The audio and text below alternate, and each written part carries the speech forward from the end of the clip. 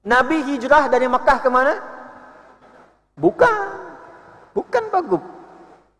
Ada sejarah yang belum lengkap. Nabi tidak pernah hijrah dari Makkah ke Madinah. Betul Pak. Nabi hijrahnya itu dari Makkah ke Yathrib, bukan Madinah. Namanya apa? Yathrib. Yathrib itu apa? Yathrib itu daerah yang ditemukan oleh anak cucu Nabi Nuh alaihissalam, namanya Yathrib. Yathrib ini berkelana dapat satu daerah, maka daerah itu diberi nama dengan nama penemu pertamanya, Yathrib. 400 kurang lebih kilometer dari kota Mekah.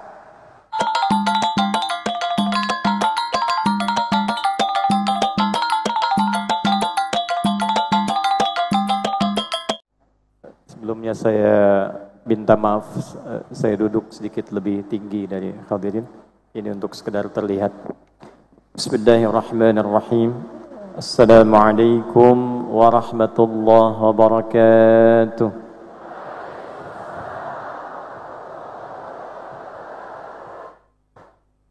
Alhamdulillahi rabbil alamin. Alladhi ja'ala al-hamda miftahan lidhikri ودليلا على آلائه وعظمته وسببا للمزيد من فضله.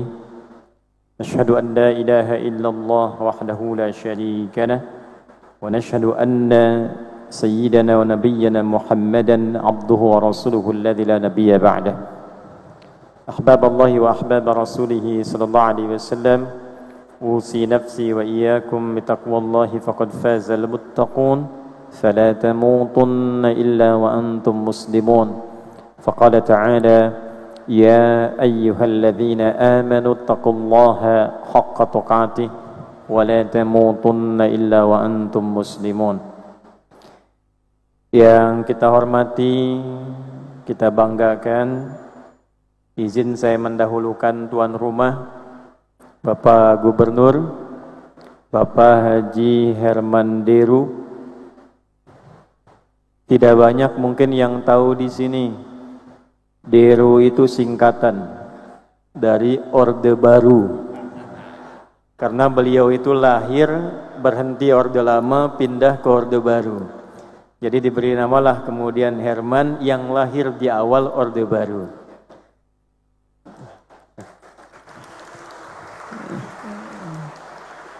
Sebetulnya ada doanya. Jadi kepemimpinan beliau itu diharapkan selalu melahirkan kebaruan-kebaruan untuk Sumatera Selatan yang bermanfaat untuk seluruh masyarakatnya. Ya, jadi kalau beliau nggak buat yang baru, yang baik untuk Sumsel, boleh dibilang Bapak Herman Deru. Pak Wagub yang kita hormati, Pak Haji Cik Ujang, semoga diberikan kesehatan, kekuatan dalam membersamai memimpin Sumsel ini menuju provinsi yang diridhoi oleh Allah Subhanahu wa taala. Seluruh pengurus dari Masjid Agung Sultan Mahmud Badaruddin II, tanpa kecuali kita doakan semoga seluruh pengurusnya, ulama-ulamanya, habaibnya, 150 imam yang ada di sini diberkahi dan dimuliakan oleh Allah Subhanahu wa taala. سادة العلماء الأفاضل حضر معنا وتشرفنا بحضورهم. يكون معنا اليوم فضيلة الأستاذ الدكتور أبو بكر محمد أبو سوير، عميد كلية الدعوة الإسلامية طرابلس بليبيا. Kita juga ada tamu spesial.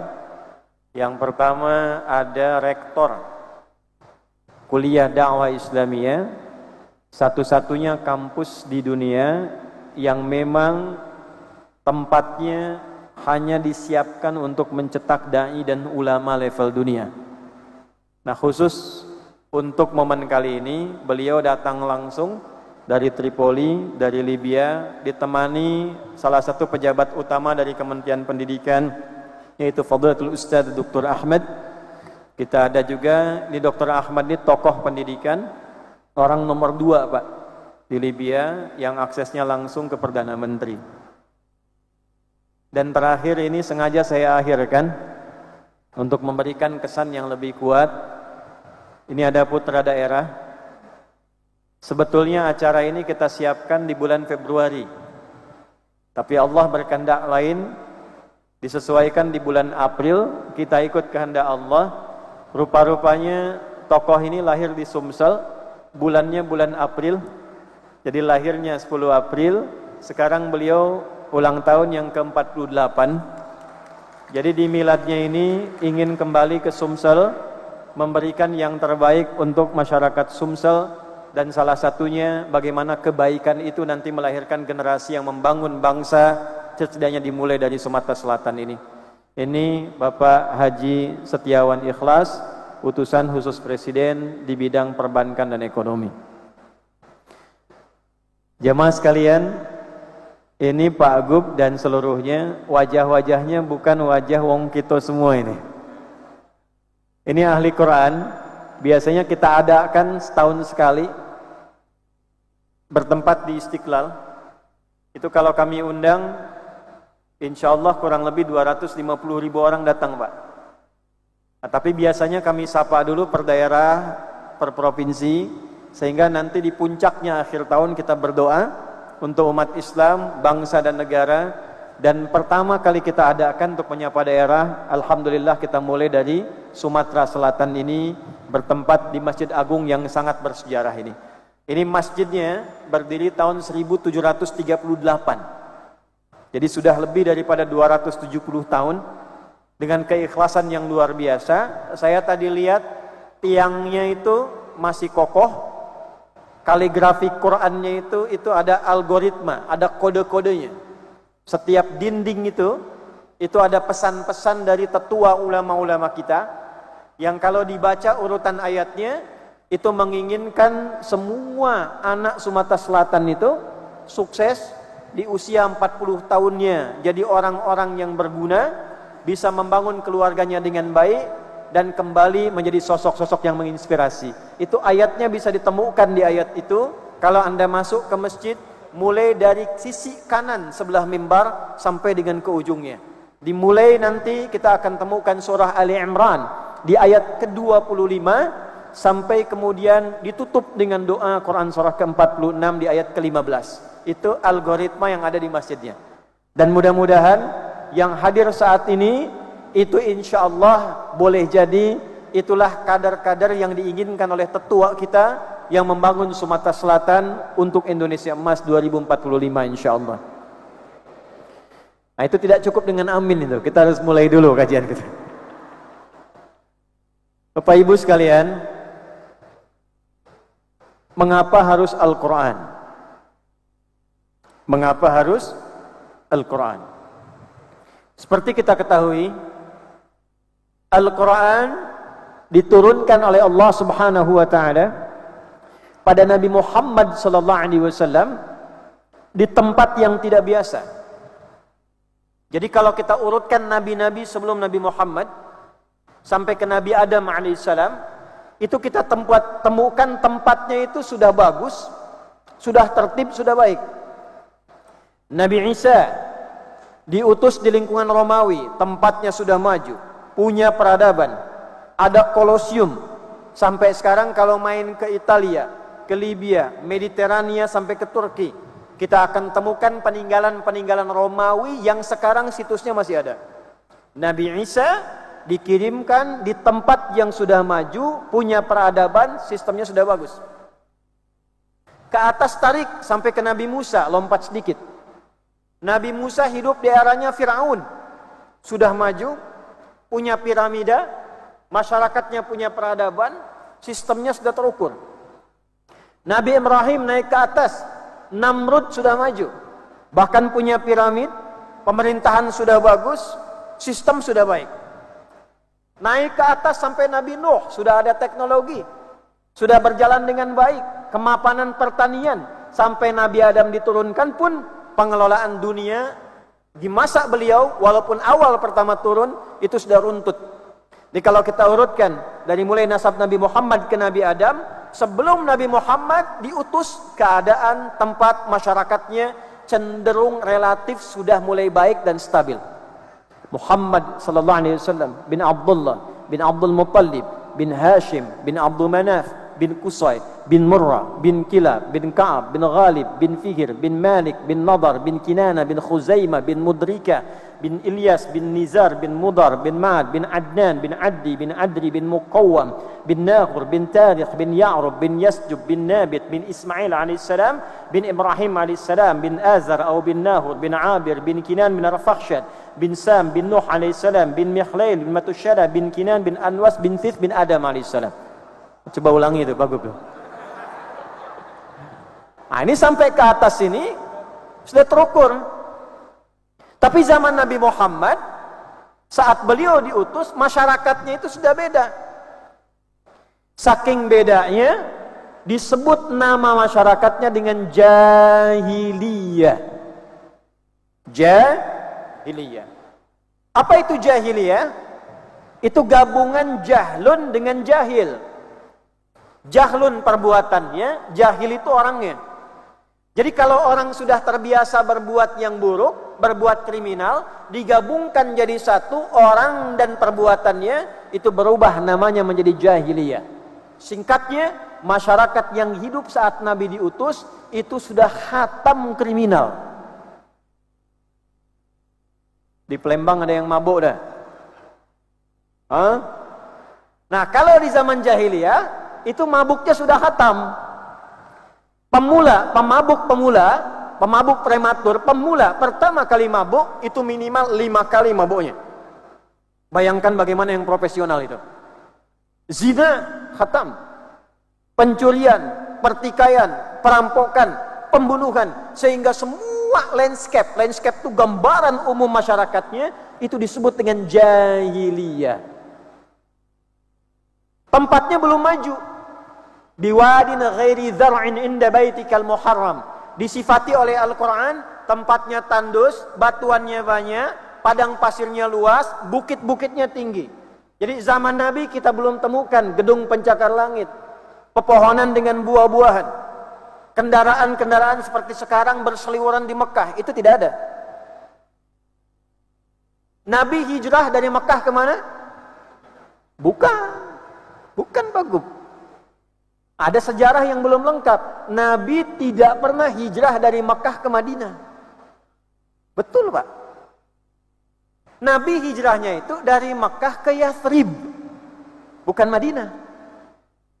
Namanya apa? Yathrib. Yathrib itu apa?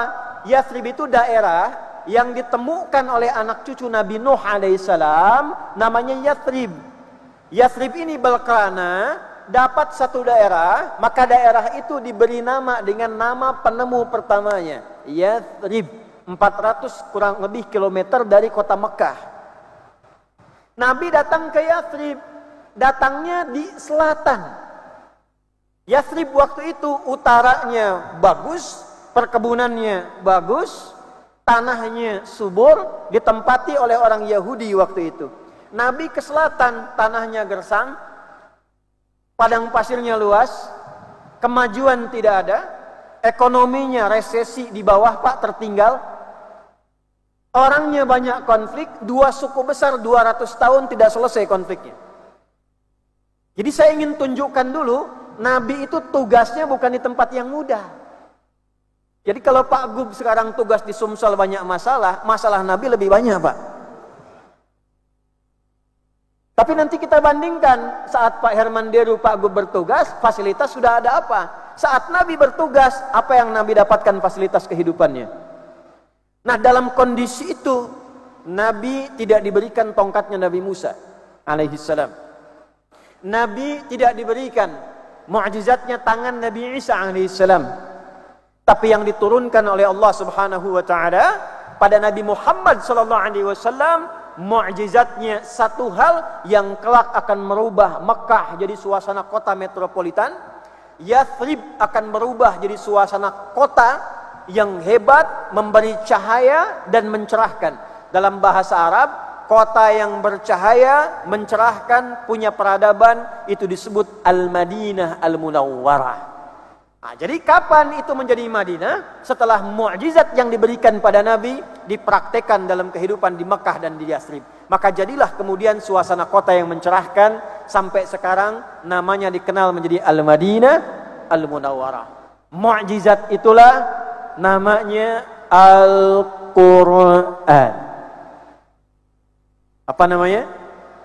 Al-Quran. 114 surah, 30 juz, 6.236 ayat kurang lebih. 52.000 kosakata di dalamnya. Dan ternyata Bapak Ibu sekalian, Al-Quran ini ketika diturunkan pada Nabi, itu bukan kitab bacaan biasa. Jadi bukan sekedar kita baca, selesai, simpan kemudian di tempat tertentu, selesai bacaannya, tidak. Hal pertama yang Allah turunkan kepada Nabi Muhammad SAW setelah periode Iqra, turun pernyataan Al-Baqarah 185. Perhatikan kalimatnya. Syahru Ramadan alladzi unzila fihi al-Quran hudal linnas. Di bulan Ramadan diturunkan Al-Quran itu, semua isi Al-Quran isinya pedoman hidup berkehidupan untuk manusia. Jadi kalau saya berdiri sedikit ini,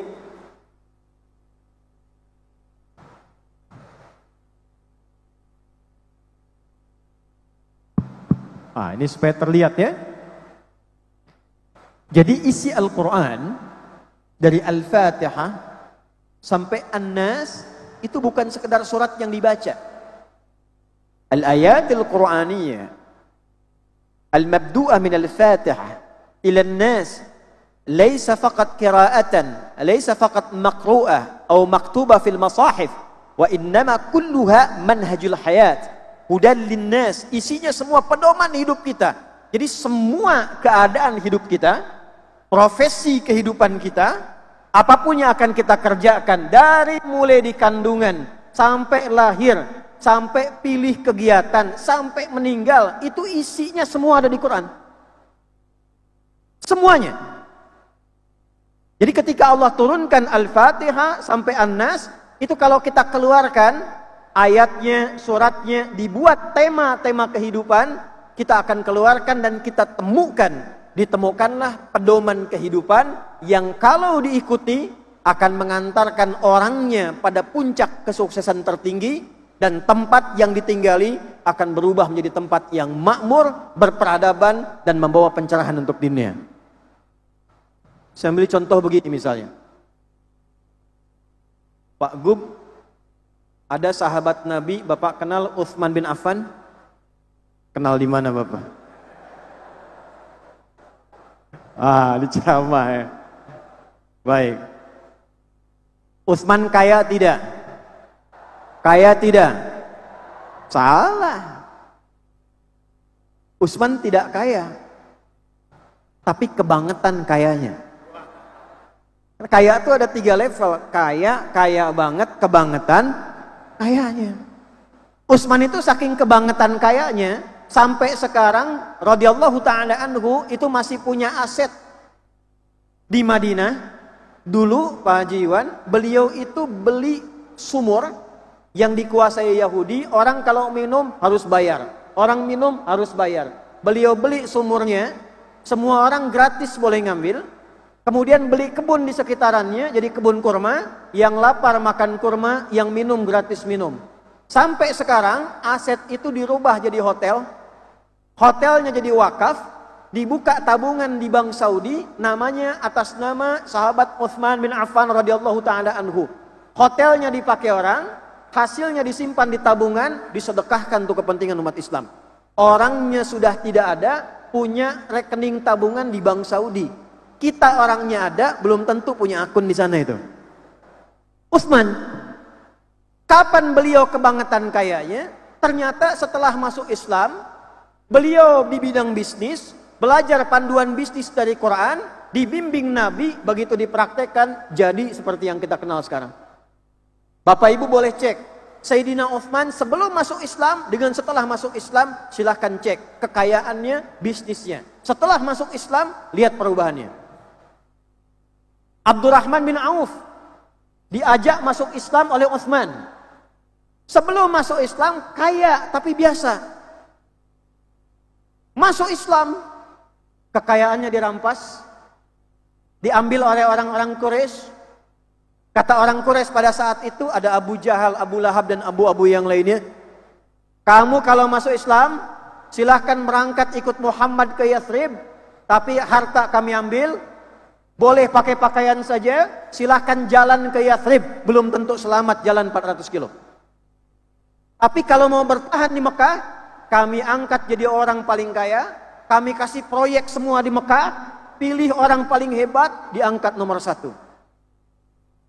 Wagub nih, Paci Ujang nih. Bapak nih diberi pilihan. Silahkan Bapak berhijrah, bangun Sumsel dengan baik, lihat jalan dari mulai tempat Bapak di Lahat sampai terus kemudian lihat sampai makmur, tapi mengorbankan tenaga, pikiran, bahkan harta. Atau tinggal saja di geria, dikasih fasilitas, diberikan tempat enak, diberikan kenyamanan, apapun yang Bapak inginkan difasilitasi. Bapak pilih mana? Membangun dengan semangat atau tinggal di kantor dengan fasilitas yang nyaman? Bangun, berikan tepuk tangan. Abdurrahman bin Auf pilih berangkat. Saya ikut Nabi, saya ikuti pakaiannya, dirampas hartanya cuma dengan baju yang melekat di pakaiannya. Kisah belum selesai. Istrinya dipanggil. Kalau ibu nyonya mau ikut suami, silahkan berangkat dengan suami, dengan pakaian yang melekat di badan, berangkat ke Yathrib sana, tidak boleh bawa apapun. Tapi kalau mau tinggal di Mekah, kami berikan semua harta suami, kami tambah hartanya, kami angkat jadi orang paling kaya, dan silahkan pilih pemuda Mekah paling ganteng, pernikahannya kami fasilitasi. Sebentar ya. Bu, kalau ibu jadi istrinya Abdurrahman bin Auf saat itu, ibu pilih mana? Ikut suami dengan pakaian melekat di badan, atau tinggal di Mekah, dapat fasilitas, jadi orang kaya, pilih nikah dengan pemuda paling ganteng di sana. Anggap suami tidak ikut pagi ini. Pilih mana? Masya Allah, sambil nengok bawah ikut suami. Ternyata istrinya tinggal di Mekah. Suami berangkat, Pak. Nah, yang mau saya katakan, nanti ini penting sekali. Sampai di Yathrib, Abdurrahman bin Auf belajar tentang ekonomi Quran. Bakatnya di bisnis, pakar bidang manajemen, turun ayat-ayat Quran tentang bisnis, dibimbing oleh Nabi, digabungkan klubnya dengan Utsman bin Affan radhiyallahu taala anhu. Disatukan cuma 2 tahun. Dari modal jadi penyalur kambing. Kemudian dari situ jadi pedagang. Dari situ jadi pengusaha. Dari situ pemilik sampai terkumpul kambing 10.000 ekor. 2 tahun setelah tiba di Yathrib itu, jadi orang paling kaya nomor 2 di Yathrib. Setelah Nabi meninggal, hartanya terkumpul. Saya pernah riset, itu hartanya kalau divaluasi, dihitung ke aset sekarang, jumlahnya 14.000 triliun. 14.000 triliun. Yang mau saya tanya begini, datang ke Yathrib dengan pakaian, disambut oleh orang paling kaya di Yathrib. Pilihannya begini, akhil karim, sami'tu annaka kunta ghaniya. Saya dengar Anda pernah kaya, sekarang jatuh fakir. Kalau ingin kaya lagi, khudh nisfa mali, ambil setengah harta saya. Saya dengar Anda ditinggalkan istri. Kalau ingin nikah lagi, pilih perempuan paling cantik yang Anda sukai di kota ini, saya fasilitasi pernikahannya, walaupun itu keluarga saya sendiri. Saking baiknya orang Madinah dulu. Gantian ya Bu, kalau Bapak di posisi Abdurrahman bin Auf tuh, datang ke Madinah, ambil setengah harta saya, kata orang paling kaya di Madinah. Kalau pengen nikah, saya fasilitasi. Pertanyaan saya, Anda terima atau tidak ditolak sama sekali? Jadi saya bilang tolak percuma lah, wajahnya udah kelihatan tuh.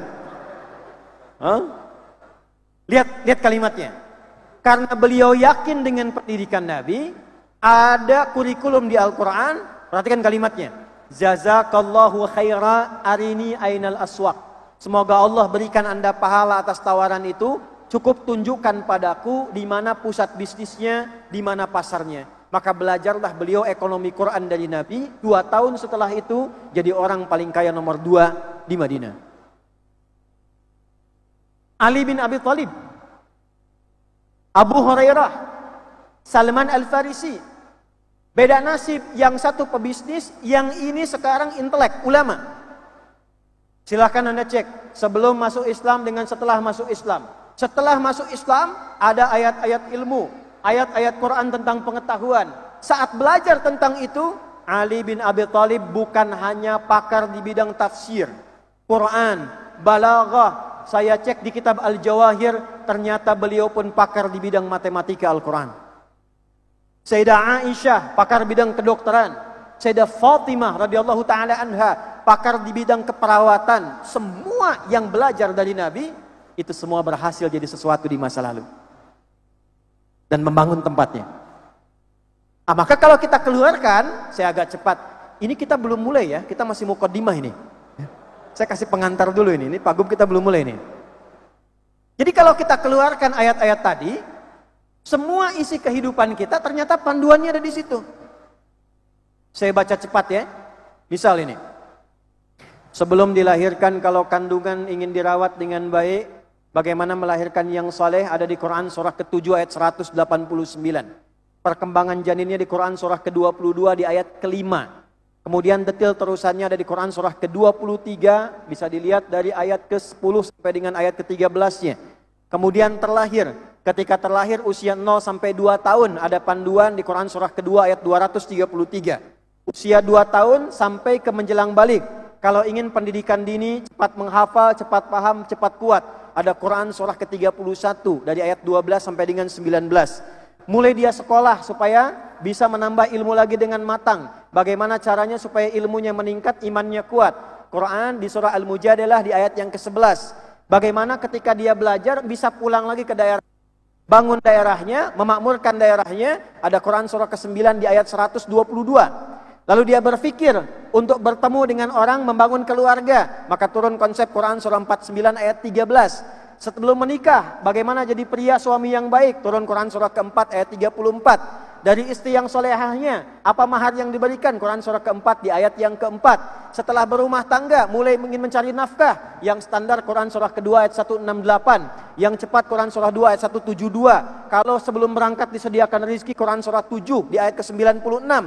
Kalau ada orang ganggu, ini ada, maaf, yang berkarir, yang bekerja, berbisnis, kadang-kadang ada yang ganggu, ada tantangannya, ada yang usil. Maka Quran surah kedua ayat 214, solusinya Quran surah ketiga ayat 142, amalannya Quran surah ke-17 ayat 79 sampai dengan 81. Istrinya di rumah, merawat anak-anaknya. Ada yang belum mengandung, doanya apa supaya bisa mengandung dan melahirkan dengan baik? Ada Quran surah ketiga, di ayat ke-37 sampai dengan 39. Doa yang disampaikan di luar sholat, ada Quran surah ke-19, di ayat 1 sampai dengan ayat 15-nya. Setelah melahirkan anaknya, bagaimana merawat dengan baik? Turun Quran surah ke-17, ayat 23 sampai dengan ayat 25. Kemudian bersama sampai usia 40 tahun. Suaminya sukses, istrinya mendampingi di rumah. Apa doa supaya langgeng rumah tangganya? Quran surah 46 di ayat ke-40. Kemudian setelah itu mulai sepuh, mulai menua, merencanakan kehidupan, persiapan untuk meninggal. Turun Quran surah ketiga ayat 185. Cara meninggal yang tenang, Quran surah ke-89 ayat 27 sampai dengan 30.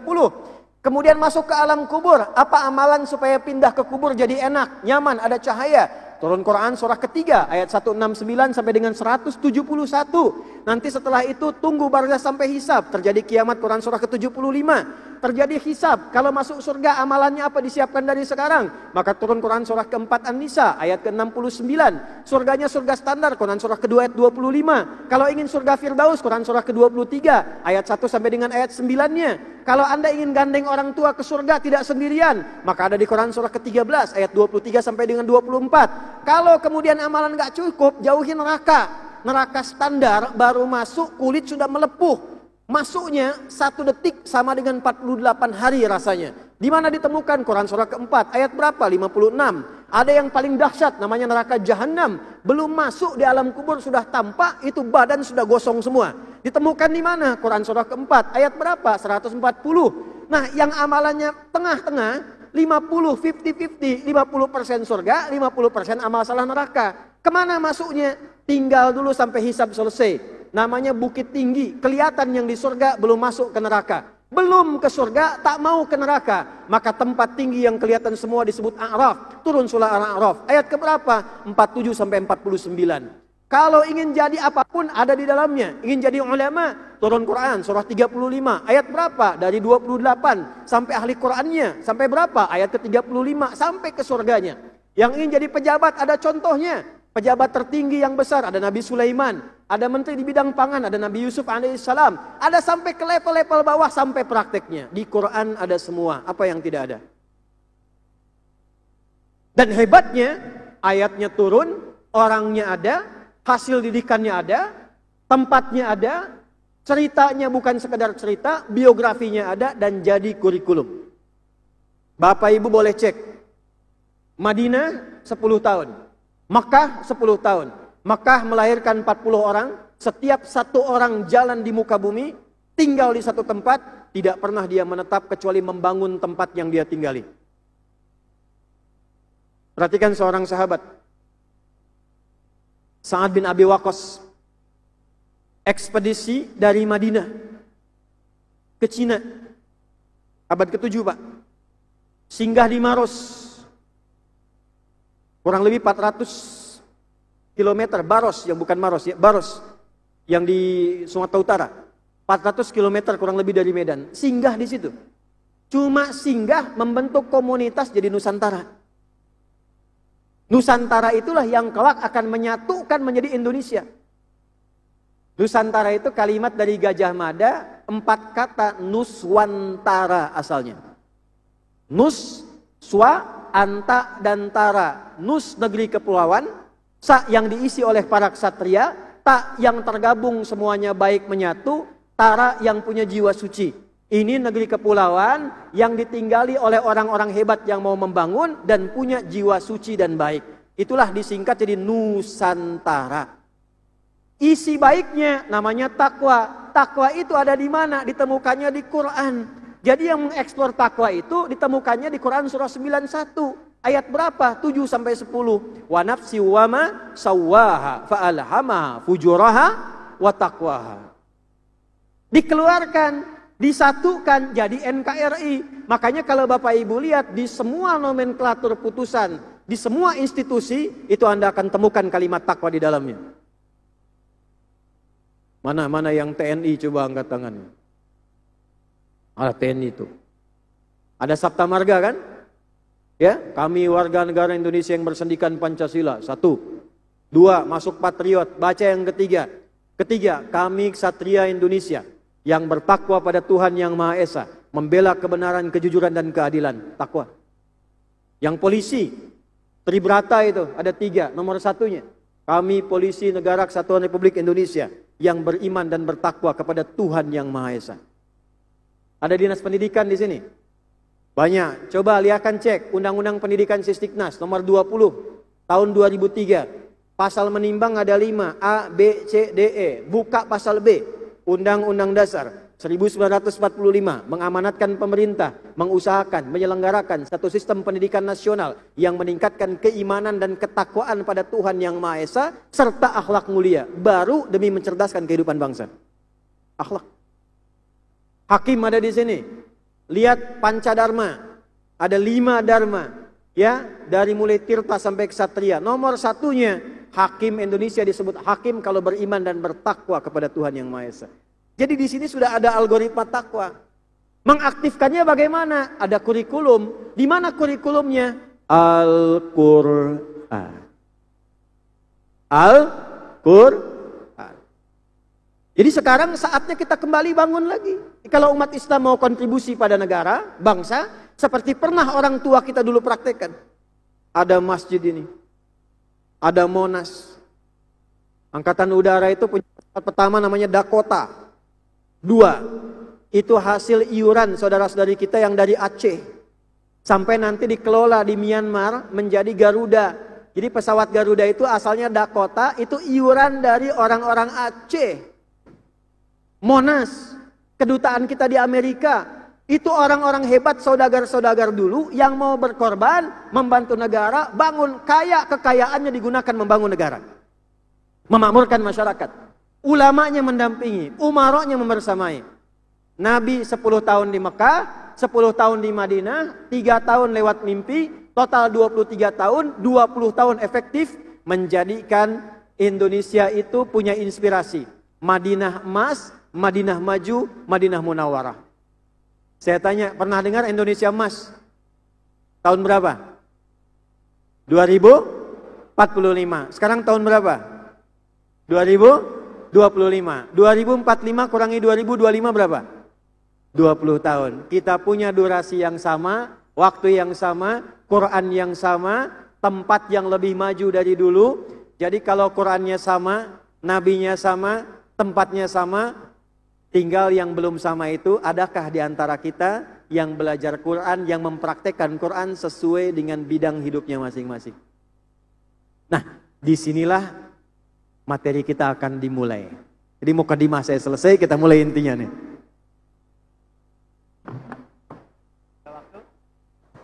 Masih ada waktu kita? Sampai jam berapa kita? Nah, silakan ya, Anda sampai asar, saya sampai zuhur sini. Baik.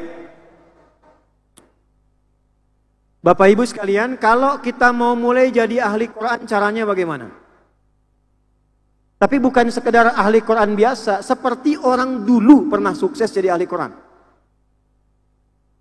Ahli Quran itu ada 3 bagian. Ada berapa? 3. 1, nanti bisa dipraktekkan di Masjid Agung, Pak. Ada ahli baca. Nah, ini golongan pertama yang diniatkan, ditujukan untuk mengenal Al-Quran minimal supaya bisa baca. Dalam bahasa Arab disebut kiro'ah. Kiro'ah. Bisa baca tapi belum menuntut paham. Yang penting bisa baca dulu. Pernah dengar ada ikro'? Pernah dengar? Kiro'ati kan? Kenapa tulisannya ikro, kiro'ati? Karena yang diajarkan yang penting bisa baca. Gak paham pun gak apa-apa. A, fata, a, fa, fata, fa, lam, doma, lu, apa, lu. Kan? Tapi kan gak tahu artinya. Ya kan? Kharaja, wadakhala, kataba, waqara'a. Ya kan? Kita gak disebutkan artinya. Sama dengan di bahasa Indonesia, kita belajar untuk bisa baca. Ini Budi, ini Bapak Budi, ini buku Budi. Tapi kan nggak pernah diberitahu itu Budi itu siapa? Rumahnya di mana?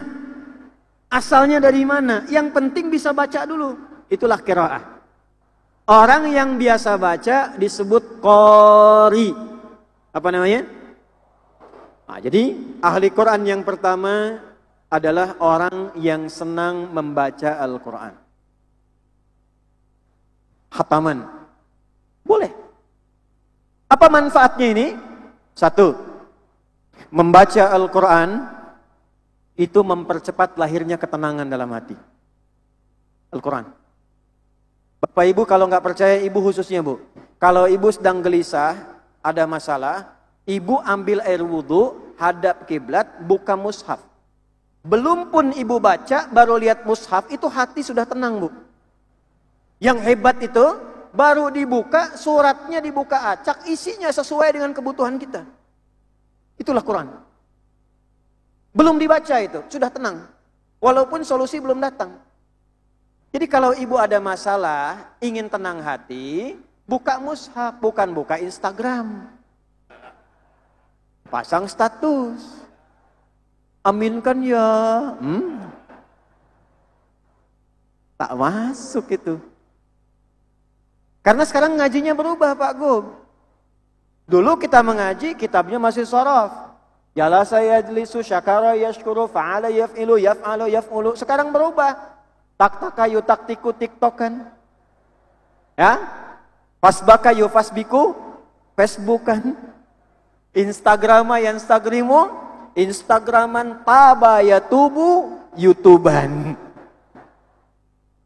Makanya wajah-wajah galau semua ini. Hah? Wong kita galonya jadi wong kita galau ini. Kenapa? Karena Qur'annya nggak kita pakai. Saya tanya ini, berapa di antara kita yang menghidupkan Masjid Agung dengan khataman Quran? Kalau kita punya program 150 imam, setiap waktu sholat imam ganti, ngaji Quran, setiap gelombang ngaji Quran. Demi Allah saya katakan, tidak pernah ada orang masuk masjid, baca Quran, di rumah baca Quran, kecuali Allah turunkan ketenangan dalam kehidupannya.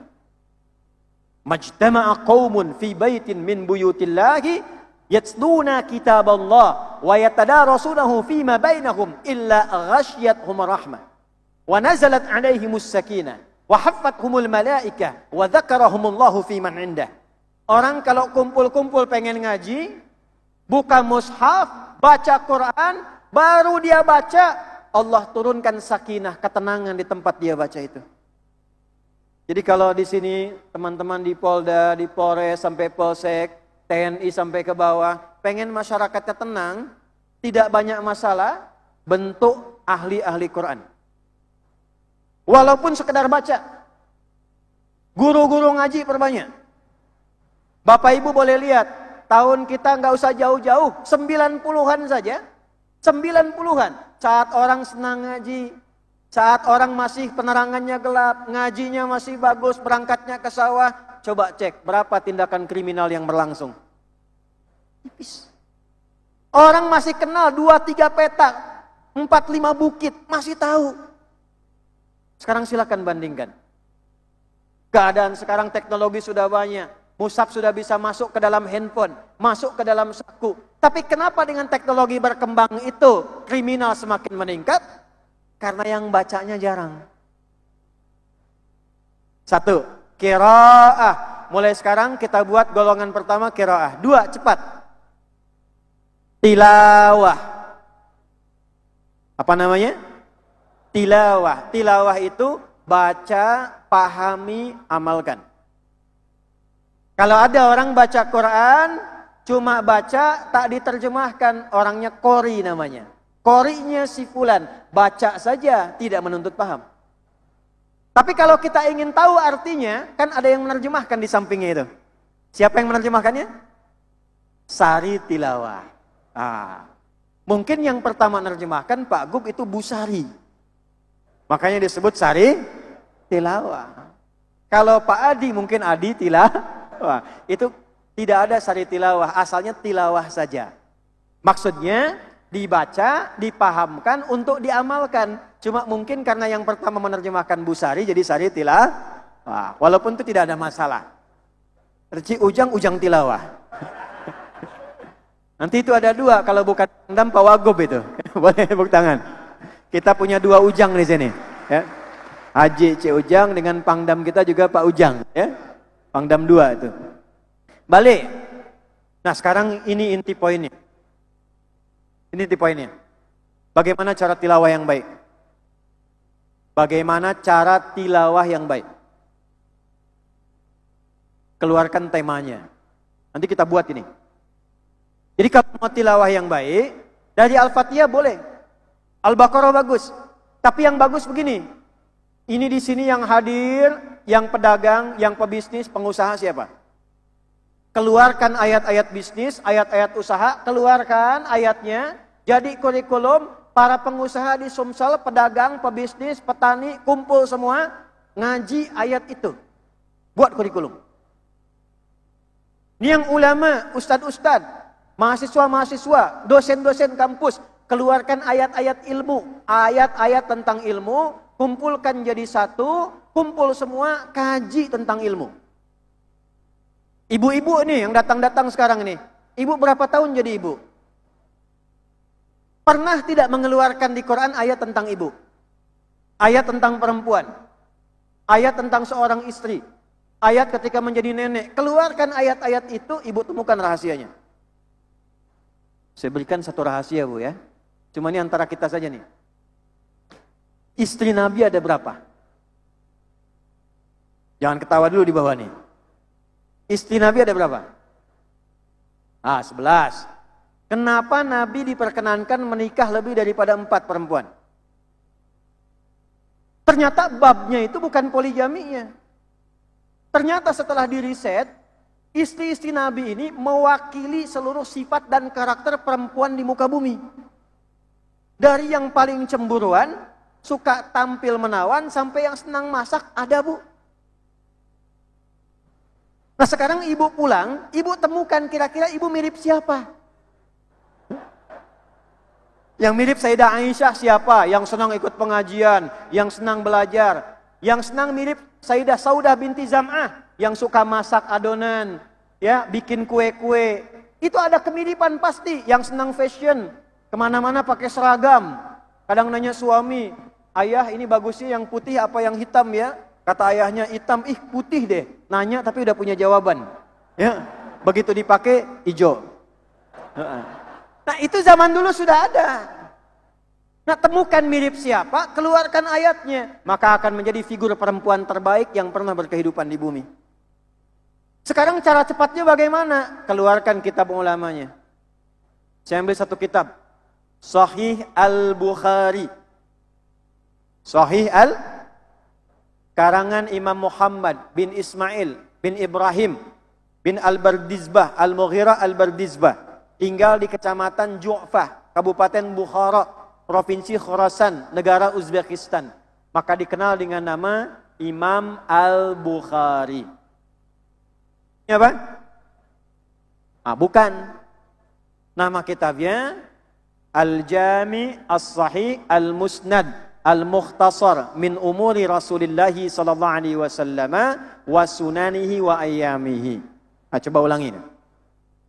Nah, karena panjang disingkat jadi Sahih Al-Bukhari. Jami itu artinya himpunan kitab dengan tema-tema yang banyak. Jadi nanti ada jami, ada sunan, ada musnad, ada mu'jam, itu beda. Kalau Anda mau cari kitab tuntunan fikih namanya sunan. Kitab hadis disusun bab fikih sunan. Anda ingin cari siapa periwayat hadis ini, berapa hadisnya? Sayyidah Aisyah berapa hadisnya? Ibnu Abbas berapa hadisnya? Itu kitab musnad. Tapi kalau Anda ingin keluarkan topik, saya di pemerintahan, saya di birokrasi, ingin belajar ayat-ayat Quran dan hadis tentang birokrasi, itu kitabnya Jami'. Maka di Sahih Al-Bukhari ada 97 tema. Setiap tema ada subtemanya, ada ayatnya, ada hadisnya. Misal, ini adik-adik yang sedang belajar, keluarkan tema nomor 3, Kitabul Ilmi. Bab tentang ilmu. Dari mulai belajar bagaimana supaya cepat ingat, cepat paham, tidak mudah lupa, kapan waktu belajar yang bagus, perempuan, hari apa paling bagus belajarnya, itu ada semua di situ. Tidak pernah orang belajar di zaman Nabi dan setelahnya kecuali jadi orang paling hebat di zamannya. Imam Al-Ghazali, Al-Kindi, Al-Farabi, Al-Khawarizmi, Ibnu Sina, Al-Batutah, Al-Jabbar. Semua itu orang-orang yang belajar dari Al-Quran sejak usia kecilnya. 7 tahun menghafal Al-Quran, rata-rata 10 tahun sudah jadi ahli Quran. Itu tilawah.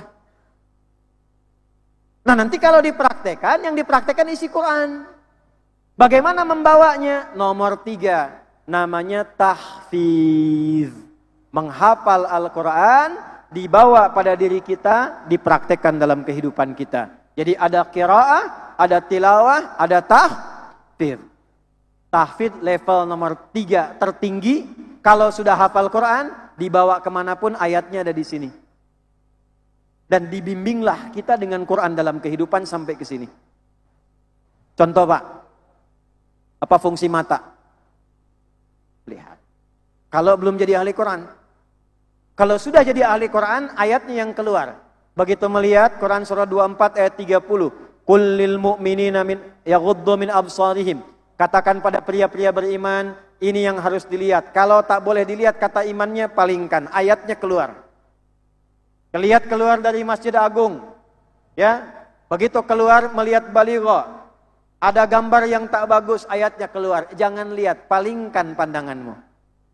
Keluar Quran surah ketiga ayat 133. Wasari'u ila maghfirah. Istighfar dengan lisanmu. Mata dipalingkan, lisan istighfar. Astaghfirullah. Kalau baru setengah jadi ahli Quran, lisan istighfar, mata tak berpaling. Astaghfirullah. Ayat turun. Ujung kepala sampai ujung kaki. Mau bicara, ayat lisan turun.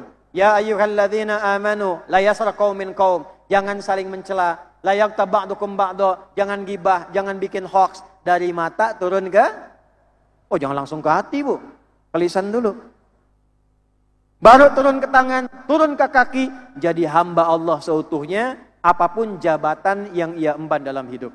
Birokrat, pengusaha, diplomat, ustadz, kiai, apapun itu, kalau sudah jadi ahli Quran, pasti bermanfaat dalam kehidupannya.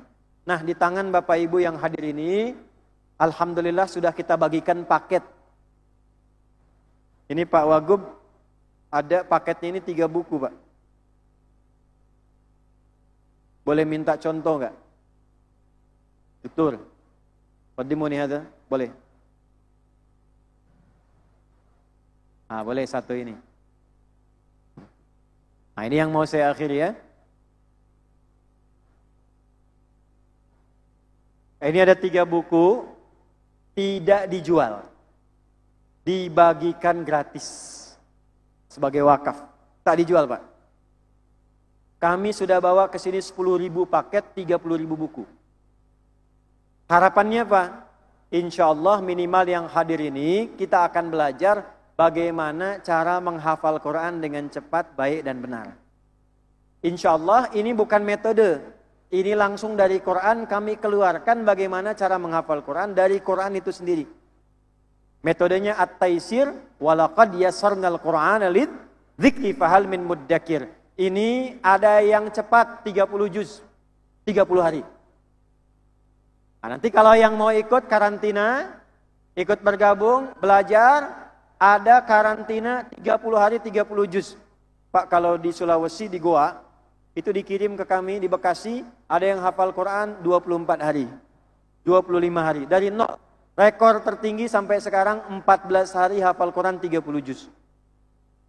Nanti kapan-kapan kami bawa, kalau sudah kumpul semua, kita bawa yang kecil-kecil, ya, yang 27 hari, 28 hari. Rekor usia tertinggi ada usia 82 tahun. Ada ibu yang 72 tahun. Ini lintas usia. Jadi faktor U itu bukan usia, usaha. Ya, di sini nanti ada yang santai. Anda punya waktu berapa jam dalam sehari, berapa menit dalam sehari. Ini bisa dihitungkan. Ini metodenya, ini mengulangnya, cara mengulangnya, sampai hafal Quran dengan peta dan nomornya.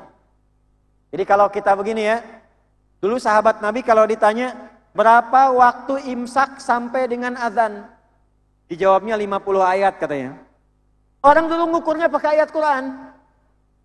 Jakabaring ke Palembang tuh berapa jaraknya? Oh, setengah juz.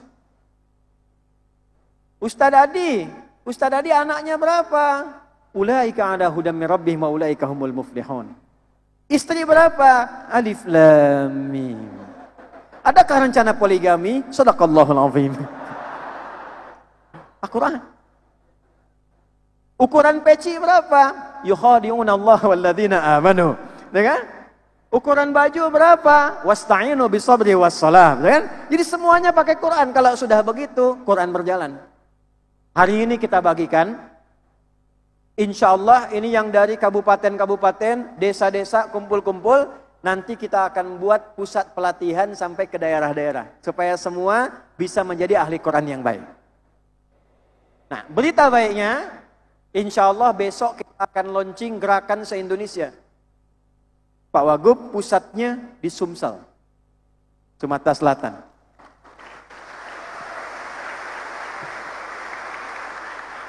Tempatnya di Jakabaring. Kita akan menanam, namanya Gerakan Indonesia Menanam. Tidak harus orang punya lahan, punya sawah, sekarang punya pot, kita akan buat desain bisa nanam. Padinya bisa terapung, punya kolam, atasnya bisa pakai padi, bawahnya ikan. Tapi yang penting, semua kita akan jadikan bimbingan ke setiap desa-desa. Nanti ada da'inya, ada mubalignya, ada hafalan Qur'annya, ada tanamannya, ada koperasinya. Kita harapkan dari Sumatera Selatan untuk Indonesia Emas 2045, desa-desanya insya Allah kita bimbing sampai makmur, baik dan sejahtera. Belum, jangan amin dulu nih ya. Sekarang nanti yang menghafal itu kan macam-macam. Siapa yang bimbing di tiap desanya? Inilah kita kedatangan rektor dari Kuliah Dakwah Islamiyah. Beliau nanti akan menyiapkan beasiswa dan kami akan siapkan kuota khusus untuk Sumatera Selatan. Nanti Pak Wagub koordinasikan dengan dinas terkait, diseleksi setiap daerah bahkan dari setiap desa, bisa kuliah sampai ke Tripoli, berangkat pakai pesawat sampai S3 gratis, tidak ada biayanya. Sampai pulang lagi. Laki-laki dan perempuan. Jadi perempuan pun boleh. Ya, ada untuk perempuannya, ada untuk laki-lakinya. Oleh karena itu, saya nanti akan perkenalkan dulu beliau ini yang datang. Kemudian kita berikan kesempatan untuk menyampaikan sambutan sebagai penutup dari acara sebelum doa. Dan nanti saya akan sapa beberapa yang datang dari luar daerah yang juga menghafal Quran dari buku yang kita bagikan. Ini nggak dijual ya. Jadi kalau ada yang jualan, nah itu keterlaluan. Karena buku ini buku wakaf, dibagikan gratis tanpa dijual. Kami kumpulkan, nabung, bantu-bantu, cetak kita bagikan. Dan mudah-mudahan berkah sisi Allah Subhanahu wa taala. Kita dengarkan sambutan sebentar, kurang lebih 5 menit dari Rektor Kuliah Dakwah Islamiyah. Natasyarraf bi an nad'u Amid Kuliah Dakwah Islamiyah liyulqiya lana al-kalimat tarhibiyah wa yarghab rubbama fi an yuwasila ba'd al-ma'lumat ma tayassara bihi alaihi falyatafaddal mashkura. Nanti saya bantu terjemahkan ya. Tafadhal. Ba'din terjem. السلام عليكم ورحمة الله وبركاته.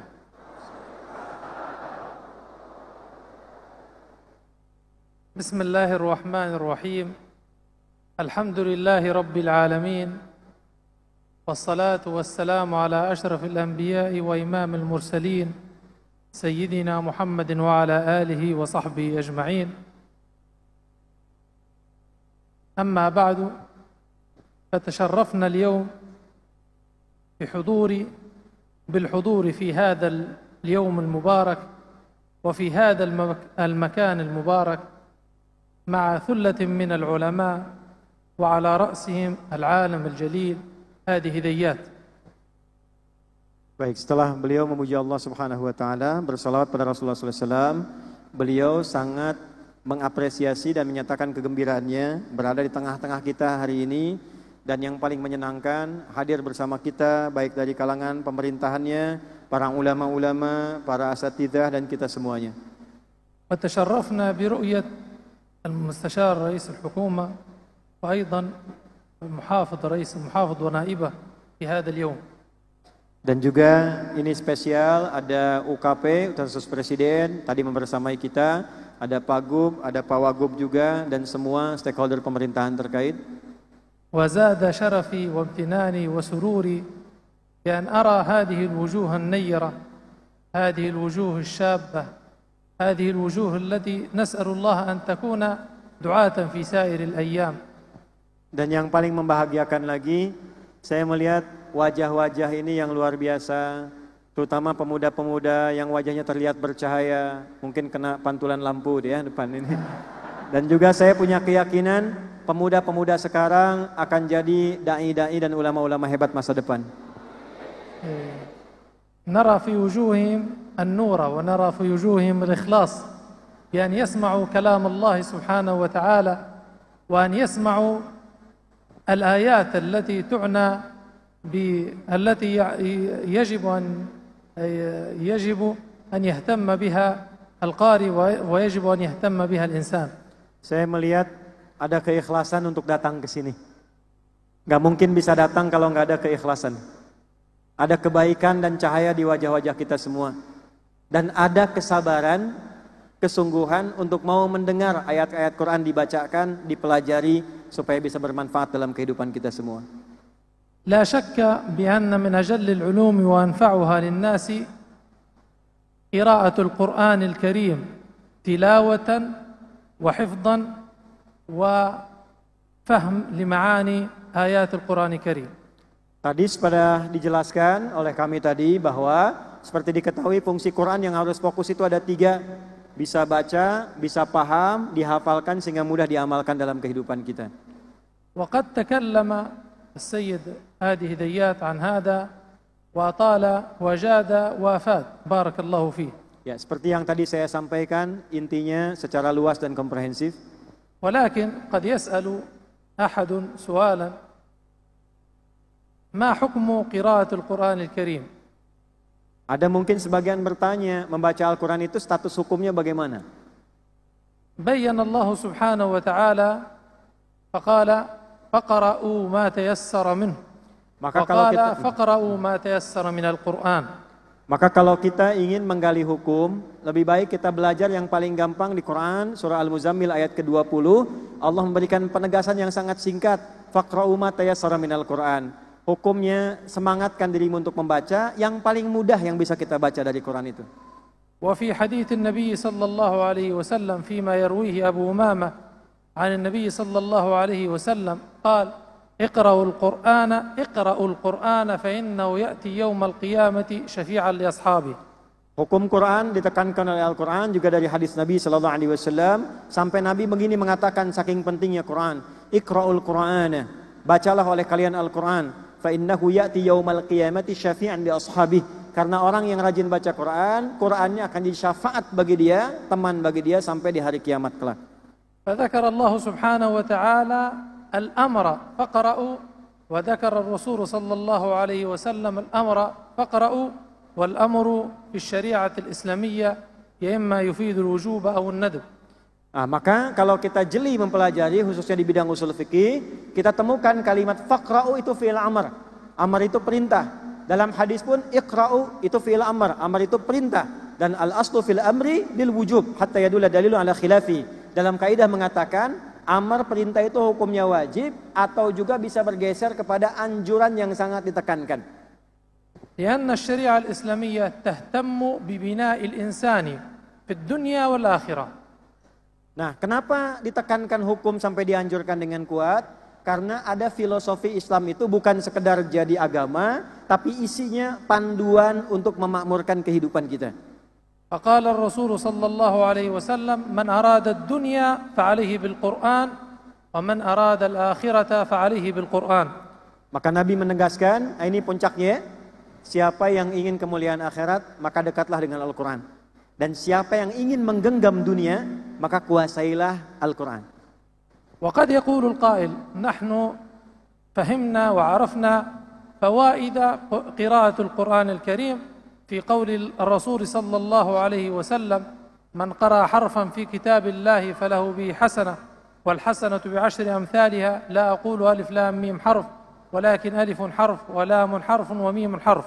هذا ثواب قارئ القرآن في الآخرة. Nah, supaya kita punya motivasi, ini kan semua kita akan meninggal. Ulang kembali kepada Allah. Apa yang mau kita siapkan pulang menghadap Allah?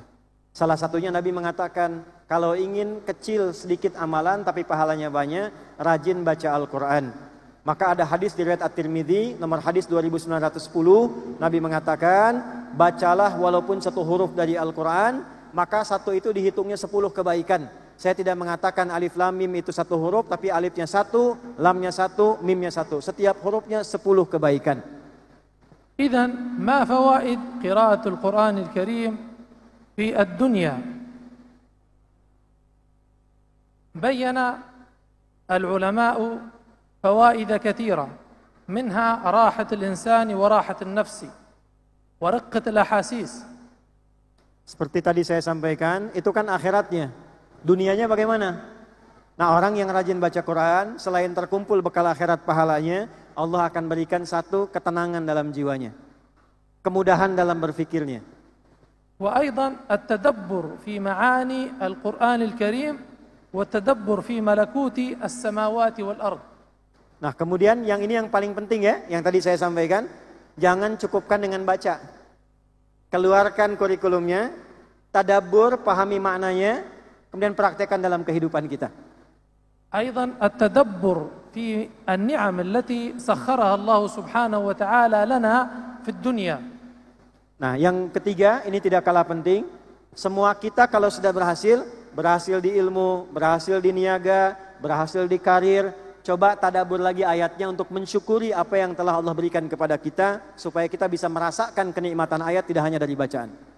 فمثلا عندما نقرأ سورة النبأ في قول الله سبحانه وتعالى عما يتساءلون عن النبأ العظيم الذي هم فيه مختلفون كلا سيعلمون ثم كلا سيعلمون ألم نجعل الأرض مهادا والجبال أوتادا وخلقناكم أزواجا وجعلنا نومكم سباتا وجعلنا الليل لباسا وجعلنا النهار معاشا وبنينا فوقكم سبعا شدادا. الله سبحانه وتعالى بين في هذه الآيات النعم التي سخر الله سبحانه وتعالى لنا بساط الأرض وجعل الجبال وتدا لتثبيت الأرض كالخيام. Jadi kalau kita ngaji, kita baca An-Naba aja dulu, surat 78, 40 ayat. Bukankah kita temukan di sana nikmat-nikmat yang kita nggak kerasa kita sudah dapatkan itu? Tinggal di bumi, dibentangkan, gunung dijaga, tegak, malam dinaungi langit-langit yang indah, tak terasa itu menghidupi kita. Cari sesuatu di bumi dapat, cari di laut dapat, terbang ke udara dimudahkan. Sekarang pertanyaannya, dari semua kenikmatan yang sudah kita rasakan, berapa yang sudah kita syukuri dari ayat-ayat yang kita baca itu? وكأن قائلا يقول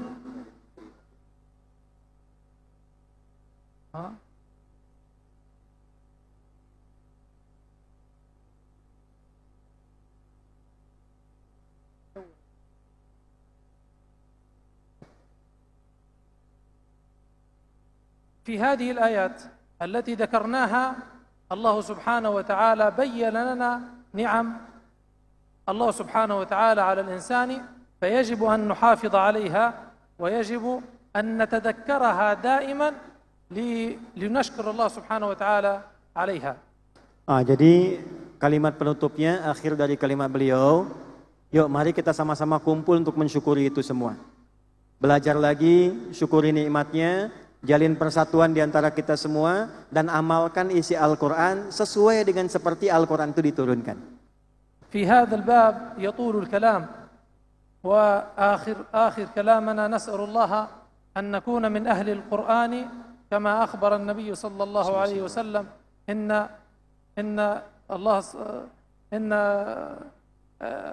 أهل القرآن وخاصته. Terakhir beliau menyampaikan doa, semoga kita semua termasuk digolongkan kepada ahli Al-Quran yang disebutkan oleh Nabi sallallahu alaihi wasallam, ahlul Quran, ahlullahi wa khassatu. Ahli Quran itu spesial di sisi Allah Subhanahu wa taala. Barakallahu fikum wa nafa'a Allah bikum. وفي آخر كلامنا نعرج على كلية الدعوة الإسلامية. كلية الدعوة الإسلامية لها فروع في الخارج وتقوم بتدريس الطلبة في الداخل، فهي تضم أكثر من 36 جنسية في داخل طرابلس. Nah sekarang ini yang penting, beliau sebagai rektor juga selain da'i ulama ingin menyampaikan informasi kampus yang beliau pimpin ini kurang lebih mewakili ada 36 negara di dalamnya belajar, calon da'i dan ulama. ومن بين هذه الجنسيات جمهورية إندونيسيا هناك. Nah di antara 36 negara ini Indonesia termasuk di dalamnya. فنحن نتكفل بالطلبة بكل المصاريف من تذاكر سفر وإقامة وإعاشة ومأكل وملبس وتدريس. Dan kami menyelenggarakan pendidikan ini betul-betul menyiapkan dengan baik sehingga kami fasilitasi siswa yang datang ini beasiswa. Mereka datang, tiketnya yang tidak mampu kami berikan, pakaian kami berikan, makan kami berikan, full scholarship selama tinggal di Tripoli ini. وأيضا منحة شهرية تعطى لكل طالب. Dan juga ada uang saku diberikan ya, kepada setiap siswa sekadarnya untuk bulanannya. وهي مشهورة ومعروفة لدى كثير من الناس هذه الكلية. Dan kampus ini sebenarnya dikenal, kalau Anda klik kuliah dakwah Islam Tripoli itu akan langsung keluar. ودائما السفير الإندونيسي لدى ليبيا دائما يزور الطلبة هناك ويتفقد فيهم ودائما لنا لقاء معهم. Dan hubungan baik dengan pemerintah kita, diwakili KBRI, Pak Dubes juga sering kunjungan, sering mengamati mahasiswa dan seterusnya. فنحن في هذا المكان وفي هذا اليوم المبارك وفي هذه الساعة نسأل الله القبول. تمنح كلية الدعوة الإسلامية لجمعية الأخيار والشيخ هادي هديات منحة شهرية للطلبة، منحة 3000 من ليسانس و1000 للماجستير و1000 للدكتوراه. 5000. 5000 Masya Allah. على مراحل. Jadi yang beliau ingin sampaikan apa? Dari semua profil tadi, saya ingin menyampaikan di momen yang baik ini, ahli Quran dari Sumatera Selatan, saya ingin berikan kabar gembira, kami siapkan khusus kuota 5.000 beasiswa, 3.000 S1, 1.000 S2, dan 1.000 S3 untuk Indonesia, dan akan ada kuota khusus untuk Sumatera Selatan. وستتكفل الكلية بكل المصاريف بجميعها سواء في داخل ليبيا أو أحد فروعها لندن اللي تعنى بالدراسات العليا. Dan kami akan mencoba membersamai sebaik mungkin untuk memfasilitasi 5.000 siswa ini, baik yang kuliah langsung di sana ataupun di cabang-cabang kuliah dakwah Islamiyah termasuk yang di Indonesia. وستكون قناتنا الوحيدة بإذن الله تعالى الشيخ العالم هادي هديات. Jadi nanti pintunya cuma satu, tidak dari berbagai pihak, nanti melalui kami. Jadi yang rekomendasikan saya. Dan ingat syarat saya ketat, hafal Quran, bisa bahasa Arab. Nasallallahu al-qabul wa barakallahu fikum wa waffaqakum Allah. Baik, jangan dulu, gampang. Ya gampang. Kalau mau usaha, gampang. Tapi kalau nggak mau usaha, nggak bisa. Unta tinggal lama di Arab, nggak bisa bahasa Arab. Tapi burung beo dari Palembang bawa ke Arab, ajarin, bisa. Nah, jadi kalau kita mau usaha, mau semangat, bisa dilakukan.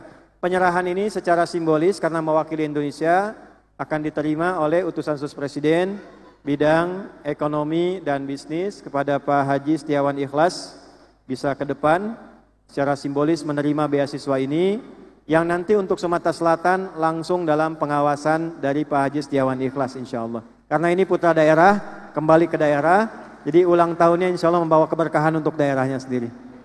Fadl, ini salaman aja ya, karena belum ada MOU-nya, nanti insya Allah di Jakarta kita siapkan, di salaman dulu atau menerima dulu dari Pak Setiawan Ikhlas, silahkan disampaikan.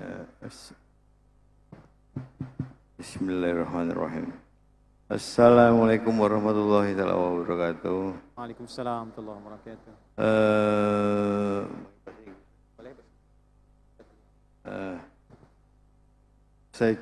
Saya mengucapkan terima kasih sebesar-besarnya kepada pemerintahan Libya, terutama sekolahan dari Tripoli ini yang telah memberikan 5.000 ya, 5.000 beasiswa. Dan sebelum-sebelumnya sudah membantu banyak. Dan kalau nggak ada Tripoli ini belum tentu ada Ustaz Adi di sini. Ini sekarang berterima kasih karena ada Ustaz Adi di sini kan. Karena Tripoli. سعادة المستشار شكر لفضيلة الأستاذ الدكتور عميد كلية الدعوة الإسلامية على هذه المنح الدراسية. هذه هدية ثامنة وهذه طبعا تكريم لنا جميعا، فنشكر لكم على هذه المنح. وطبعا قبل هذه المنح ساعدتمونا كثيرا، ساعدتم يعني في التوفير منح دراسية قبله، وكذلك مما تخرج في هذه الكلية يعني أدي هداية، وتخرج لولا كلية الدعوة الإسلامية لما يكون أدي هداية أمامنا الآن. Alhamdulillah. Barakallah. Terima kasih banyak Pak atas nama pemerintah. Dari pusat kami mengucapkan terima kasih sebesar-besarnya. Saya mewakili Pak Presiden dan teman di Kementerian Pendidikan juga mengucapkan terima kasih sebesar-besarnya atas bantuan dari Bapak. Nanti adapun kalau memang ya studi banding atau apa silakan aja Pak. Baik. فنشكر باسم الجمهورية، باسم الدولة، باسم رئيس الجمهورية وباسم وزير شؤون التعليم، نشكر لفضيلتكم على هذه المنح، وننظر إن شاء الله في المستقبل إمكانية التعاون بيننا، إذا في إمكانية أيضا أن نأتي إلى هناك لننظر ما نستطيع نتعاون معكم فنحن مستعد إن شاء الله. Alhamdulillah. Baik, silakan. Kita berikan tepuk tangan dulu. Nanti dari pihak Pemprov, tolong informasinya diteruskan ke dinas-dinas terkait, diseleksi. Kalau bisa di Masjid Agung pusat seleksinya Pak, supaya nanti jadi sentral untuk kegiatan keseluruhannya. Saya kira itu baik ya. Baik Pak, terima kasih. Itu yang bisa disampaikan. Terakhir, sebentar, ini ada yang istimewa nih. وفي شيء من الميزة في هذه الصباح المبارك عندما وزعنا هذا الكتاب لكم جميعا في امرأة صغيرة بنت صغيرة تعلمت هي من خلال هذا الكتاب لتحفظ القرآن الكريم فالحمد لله ختمت حفظها 30 جزءا وعمرها 6 سنوات. Paham? Tidak. Jadi yang hadir di antara kita saat buku dibagi, ini ada adik kita, usia 6 tahun, katanya belajar Quran dari At-Taisir ini, dan kemarin videonya viral, ingin bertemu Ustaz Adi Hidayat. Nah ini ada Izzi, ya ismuha Izzi ini dari Madura, Pak Haji Setiawan Ikhlas, hafal Quran, usianya 6 tahun, dan belajar dari metode At-Taisir. Kita undang Izzi untuk ke depan, silakan Izzi.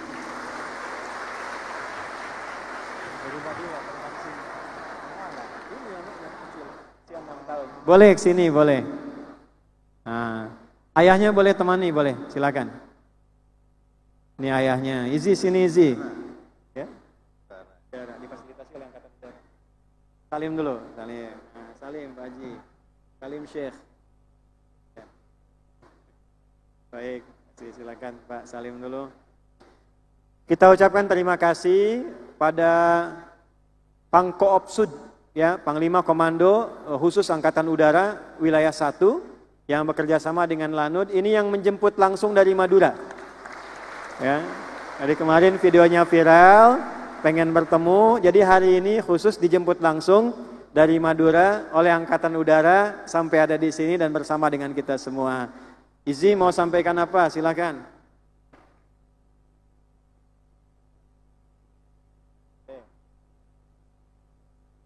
Perkenalkan, nama saya Izzi.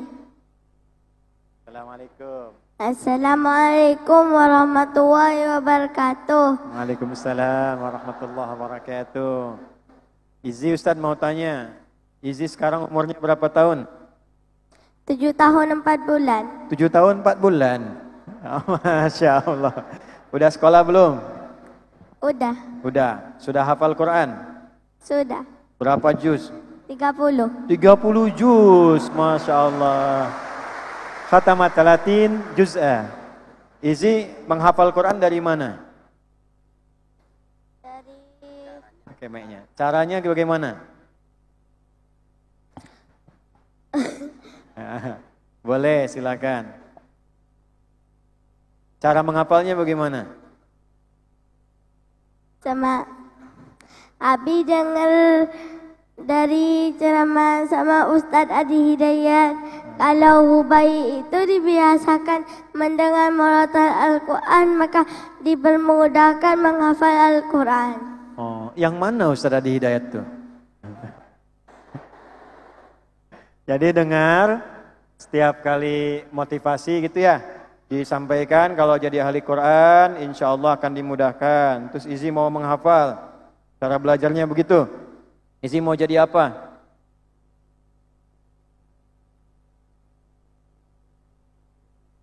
Jadi apa? Boleh. Jadi ustazah? Jadi guru. Jadi guru. Boleh, tepuk tangan. Ya. Tapi ini kita harus tes dulu. Betul gak hafal ini ya? Baik, 30 juz ya, surat 30 lah. Ar-Rum ya. A'udzu billahi minasy syaithanir rajim. Alif lam mim. Ghulibatir Rum fi adanal ardi wa hum min ba'di ghalabihim sayaghlibun Fi bid'i sinin. Lillahil amru min qablu wa min ba'd ويومئذ يفرح المؤمنون بنصر الله ينصر من يشاء وهو العزيز الرحيم بسم الله الرحمن الرحيم طه ما أنزلنا عليك القرآن لتشقى terus إلا تذكرة لمن يخشى تنزيل ممن خلق الأرض والسماوات العلى ممن خلق الأرض والسماوات العلا. Baik, beri tepuk tangan. Masya Allah. Baik, mudah-mudahan nanti jadi inspirasi ya. Saya yakin di sini banyak ahli-ahli Quran yang lain. Nanti setelah ini kita akan bertemu. Nanti Pak, itu ada yang nggak bisa lihat Pak. Ada yang lumpuh kakinya. Ada yang lumpuh otaknya. Tapi kalau ditanya Quran, itu langsung bisa jawab. Kalau ditanya dunia, nggak hafal Pak. Ya, harga bubur nggak hafal. Harga mie ayam nggak hafal. Tapi kalau ditanya surat sekian, langsung dijawab seketika. Nah kita butuh izi-izi kecil sampai dewasa. Izi sekolah sekarang kelas berapa? 2 SD. 2 SD beasiswa atau bayar? Bayar. Nah, nanti kita akan beri beasiswa sampai selesai kuliah ya. Nah, nanti kita berikan beasiswa supaya nanti kembali. Baik, Izi kesini pakai pesawat terbang? Iya. Sama angkatan udara? Masa tahu tempur? Ya, kita ucapkan terima kasih sama-sama untuk semuanya, mudah-mudahan baik. Dan hari ini saya akan berikan hadiah juga pada Bapak Haji Setiawan Ikhlas yang insya Allah dengan kebaikan dan kita doakan mudah-mudahan beliau sehat, baik, kembali ke Sumatera Selatan khususnya untuk menyiapkan kembali orang-orang yang bisa berkontribusi kebaikan ke depan. Karena ini temanya Libya, ini diantara yang paling saya sayangi. Dan ini jubah, sebetulnya jubah khusus, ada namanya Aminul Khutbah. Jadi dulu kami diangkat jadi Aminul Khutbah. Aminul Khutbah itu kayak ketua MUI yang berhak menentukan siapa yang khutbah di masjid, di Sawani, di kuliah dakwah di Tripoli. Jadi saya diangkat pada posisi itu untuk menentukan siapa yang boleh berkhutbah. Nah tandanya ini pakai ini. Hari ini saya hadiahkan ke Pak Setiawan Ikhlas sebagai persahabatan dan saudara kita.